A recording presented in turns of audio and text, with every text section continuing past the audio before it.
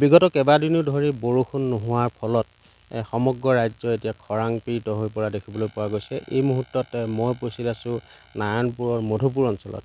মধুপুৰ অঞ্চলত এখন জলসিঞ্চন আঁচনি আছিল, কিন্তু আজি কেইবাবছৰো ধৰি সেই আঁচনিখন বন্ধ হৈ থকাৰ ফলত এতিয়া খৰাং পীড়িত ৰাইজে আচলতে কৃষি কৰ্মৰ কাৰণে যথেষ্ট সমস্যাৰ সন্মুখীন হৈছে। কেমেৰা সহযোগী মই দেখুৱাবলৈ অনুৰোধ জনাইছোঁ। এই ড্ৰেইনেৰে আচলতে পিছলা নদীৰ পৰা পানী বৈ গৈছিল এটা সময়ত, আৰু সেই পানীয়ে খৰাং কবলিত অঞ্চলটোত আচলতে খেতিপথাৰ কৰিবলৈ মানুহে সুবিধা পাইছিল। কিন্তু বিগত প্ৰায় 20 বছৰমান ধৰি পিছলা জলসিঞ্চন আঁচনিখন আচলতে বন্ধ হৈ থকাত অঞ্চলটোৰ ৰাইজে বৰষুণৰ অবিহনে আচলতে খেতি কৰিব নোৱাৰা অৱস্থা হ'ল। এইখন এখন বৃহৎ পথাৰ। এই পথাৰখনত যিমান দূৰলৈকে আপোনালোকে চকু ফুৰাই সিমান দূৰলৈকে দেখিব যে ইয়াত আচলতে ভুই ৰোৱা হোৱা নাই। ইয়াত এতিয়া শাওণ মাহ সোমোৱাৰ পিছতো আচলতে এইখন পথাৰ এতিয়া গৰু ছাগলী চৰণীয়া পথাৰলৈহে পৰ্যবেক্ষিত হৈছে। আমাৰ লগত স্থানীয় কেইবাজনো লোক আছে, মই তেওঁলোকৰ পৰাই জানিবলৈ চেষ্টা কৰিম।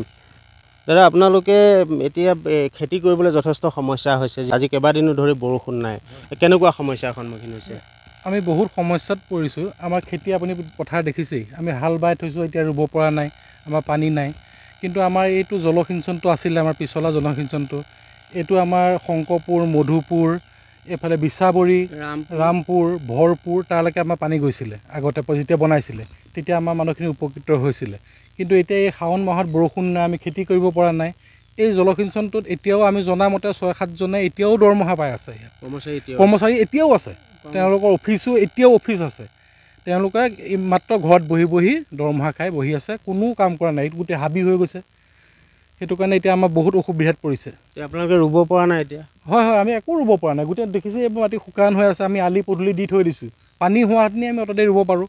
এতিয়া শাওণ মাহ আৰম্ভ হ'ল, শাওণ মাহ শেষ হ'ব। এতিয়া কঠীয়াবিলাকো শুকাই গৈছে। কঠীয়া শুকাই গৈছে। মই 1 টোপোলা কঠীয়া উঠাইছিলোঁ, উঠাই পেলাই থৈ দিলোঁ। এতিয়া পেলাই থৈ দিলোঁ, এইবোৰ চব শুকাই গ'ল। কঠীয়া গছ পুলি আনি থৈছিলোঁ, গছ চব শুকাই গুচি গ'ল। আঁচনিখন প্ৰায় 20 বছৰমান ধৰি বন্ধ হৈ আছে। এতিয়া বৰ্তমান 20 বছৰমান বন্ধ হৈ আছে। এইটো আমি জন্মৰ সময়ৰে আঁচনি আছিল, তেতিয়া 2-3বাৰমান আহিছিল, 2বাৰ ৰিপেয়াৰিং কৰিলে। নেক্সট বাৰ ৰিপেয়াৰিঙৰ পাছত 1 টোপো পানী নাহিলে আমাৰ ইয়াত। কি আহ্বান জনাব চৰকাৰলৈ? আমি চৰকাৰক এইটোৱে আহ্বান জনাওঁ যে অতি সোনকালে ইয়াৰে এটা চকু দিয়ক। ইয়াৰ কেনেকৈ কি ঠিক কৰিব পাৰি, অলপ ৰিপেয়াৰিং কৰিলেই হ'ব, এইটো বেছি খৰচা নাই। কৰি দিলে আমাৰ এই অঞ্চলটো বহুত উপকৃত হ'ব। ইয়াৰ পানীৰ পৰা আমি ফিচাৰীত মাছ পুহিব পাৰিম, ইয়াৰ পথাৰত খেতি কৰিব পাৰিম, সেইখিনি বহুত উপকৃত হ'ম। চৰকাৰক তাকে আহ্বান জনাওঁ, অতি সোনকালে যাতে এইটো আমাক ঠিক কৰি দিয়ে। হয়, আচলতে স্থানীয় ৰাইজে আঁচনিখন পুনৰ আৰম্ভ কৰাৰ কথা অনুৰোধ জনাইছে চৰকাৰৰ প্ৰতি।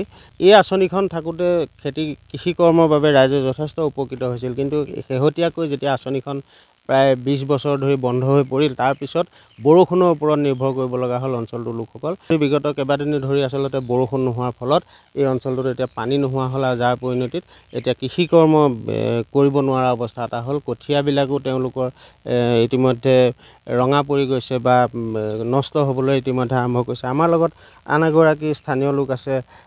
খুৰা, কৃষি কৰ্মৰ লগত আপোনালোক জড়িত, কিন্তু এতিয়া পানীৰ অভাৱত খেতি কৰিব পৰা নাই। পানীৰ অভাৱত মানে এতিয়া ধৰকচোন, এতিয়া শুকাই গ'ল। আহাৰ পাছত এতিয়া শাওণ সোমাল।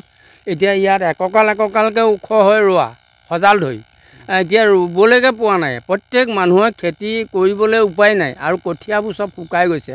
মানুহ হাহাকাৰ হৈছে। এইবোৰ গৰু এৰালি থৈছোঁ পথাৰত চব দুনিয়াভৰ। আৰু জলসিঞ্চনৰ নলাটো যিটো পৰিৱেশ, হাবি দুনিয়াভৰ হাবি, সেইখিনি অঁতাই পেটাই যিখিনি কৰ্মচাৰী আছে, সেই কৰ্মচাৰীসকলে কমচে কম মেৰামতি কৰি পানী অলপ দিলেও ৰাইজৰ উপকাৰ এটা হয়। এতিয়া 6-7 জনক দৰমহা চৰকাৰে কেলৈ খুৱাই আছে?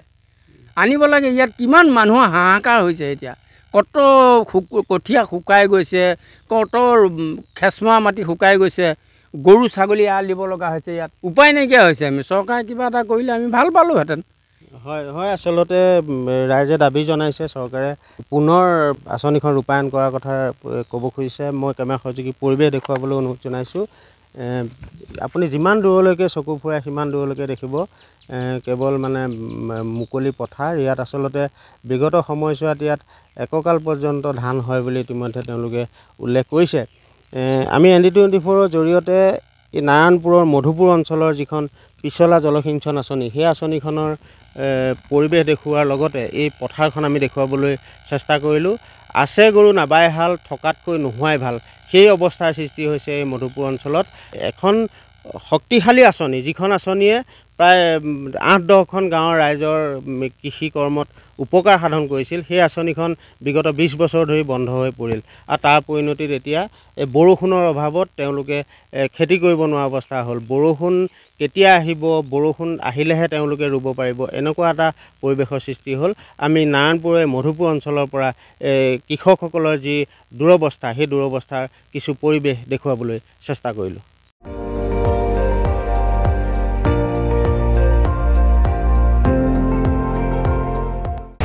আপুনি চাই আছে ND24, সৰ্বশ্ৰেষ্ঠ নহয় সৰ্বোত্তমৰ দৌৰত।